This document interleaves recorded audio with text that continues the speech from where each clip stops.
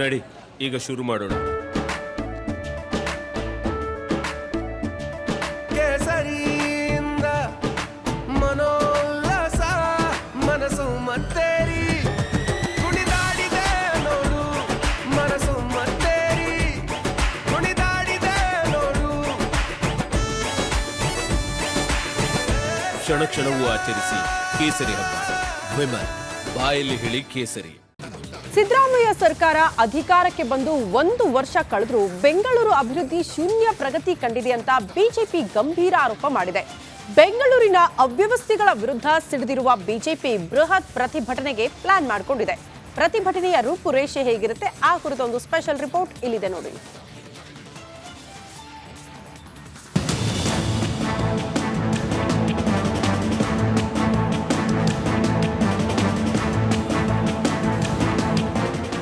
ಸರ್ಕಾರದ ಕನಸಿನ ಯೋಜನೆ ಬ್ರ್ಯಾಂಡ್ ಬೆಂಗಳೂರು. ಸಿಲಿಕಾನ್ ಸಿಟಿಯನ್ನ ವಿಶ್ವ ಮಟ್ಟದಲ್ಲಿ ಅಗ್ರಗಣ್ಯ ನಗರವನ್ನಾಗಿ ಮಾಡಲು ಡಿಕೆ ಶಿವಕುಮಾರ್ ಪಣ ತೊಟ್ಟಿದ್ದಾರೆ. ಆದ್ರೆ ಆಗ್ತಾ ಇರೋದೇ ಬೇರೆ. ಇನ್ನು ಮಳೆಗಾಲ ಸರಿಯಾಗಿ ಆರಂಭವಾಗಿಲ್ಲ. ಆದ್ರೆ ಬೆಂಗಳೂರಲ್ಲಿ ನೂರಾರು ಅವಾಂತರಗಳು ಸೃಷ್ಟಿಯಾಗಿವೆ.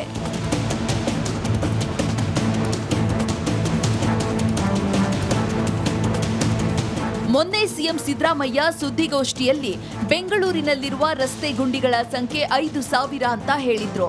ಇದಕ್ಕೆ ಬಿಜೆಪಿ ನಾಯಕರು ಟಾಂಗ್ ಕೊಟ್ಟಿದ್ದು, ಬೆಂಗಳೂರಲ್ಲಿ 5,000 ಅಲ್ಲ 50,000 ಗುಂಡಿಗಳಿವೆ ಅಂತ ಹೇಳಿದ್ದಾರೆ.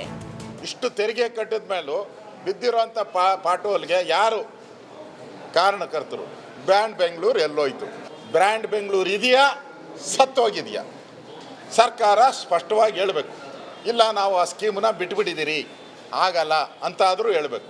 ಎಲ್ಲಿದೆ ಬ್ರ್ಯಾಂಡ್ ಬೆಂಗಳೂರು ಅನ್ನೋದನ್ನು ಹೇಳಬೇಕು. ಎಷ್ಟು ಹಣ ಬಿಡುಗಡೆ ಮಾಡಿದೆ ಹೇಳಬೇಕು. ಇದರ ವಿರುದ್ಧವಾಗಿ ಬಿಜೆಪಿ ದೊಡ್ಡ ಹೋರಾಟವನ್ನು ನಾವು ಮಾಡ್ತೀರಿ. ಬೆಂಗಳೂರು ಸಮಸ್ಯೆಗಳ ಕುರಿತು ಬಿಜೆಪಿಯ ಬೆಂಗಳೂರು ಶಾಸಕರು ಸಭೆ ಸೇರಿದ್ರು. ರಸ್ತೆ ಕಾಮಗಾರಿ, ರಸ್ತೆ ಗುಂಡಿಗಳು, ಕುಡಿಯುವ ನೀರಿನ ವ್ಯವಸ್ಥೆ ಸೇರಿದಂತೆ ಅನೇಕ ವಿಚಾರಗಳನ್ನ ಮುಂದಿಟ್ಟುಕೊಂಡು ಬೆಂಗಳೂರು ಅಭಿವೃದ್ಧಿ ಶೂನ್ಯ ಎಂದು ಆರೋಪಿಸಿದ್ದಾರೆ. ಅಲ್ಲದೆ ಸರ್ಕಾರದ ವೈಫಲ್ಯಗಳ ಸರಮಾಲೆಯನ್ನ ಖಂಡಿಸಿ ಇದೇ ಮೇ 28ಕ್ಕೆ ಅಂದ್ರೆ ಮಂಗಳವಾರ ರಾಜ್ಯ ಬಿಜೆಪಿ ಫ್ರೀಡಂ ಪಾರ್ಕ್ನಲ್ಲಿ ಬೃಹತ್ ಪ್ರತಿಭಟನೆಗೆ ಕರೆ ನೀಡಿದೆ. ಹಾಗಾಗಿ ಭಾರತೀಯ ಜನತಾ ಪಾರ್ಟಿ ಮುಂದಿನ ಮಂಗಳವಾರ 28ನೇ ತಾರೀಕು ಈ ಒಂದು ಅವ್ಯವಸ್ಥೆಗಳ ವಿರುದ್ಧ ಒಂದು ಬೃಹತ್ ಪ್ರತಿಭಟನೆಯನ್ನು ನಾವು ಹಮ್ಮಿಕೊಳ್ತಾ ಇದ್ದೇವೆ. ಮತ್ತು ತದನಂತರದಲ್ಲೂ ಸಹ ಈ ಸಮಸ್ಯೆಗೆ ಒಂದು ಇತಿಶ್ರೀ ಆಗಬೇಕು. ಕಾಂಗ್ರೆಸ್ ಸರ್ಕಾರ ಕಳೆದ 1 ವರ್ಷದಲ್ಲಿ 1 ನಯಾ ಪೈಸೆ ಕೂಡ ಅಭಿವೃದ್ಧಿಗೆ ಕೊಟ್ಟಿಲ್ಲ ಅಂತ ಆರೋಪಿಸಿರುವ ಬಿಜೆಪಿ ಸಿದ್ದರಾಮಯ್ಯರನ್ನ ಕಟ್ಟಿಹಾಕಲು ಪ್ಲಾನ್ ಮಾಡಿದೆ. Suresh, political bureau, republic Kannada.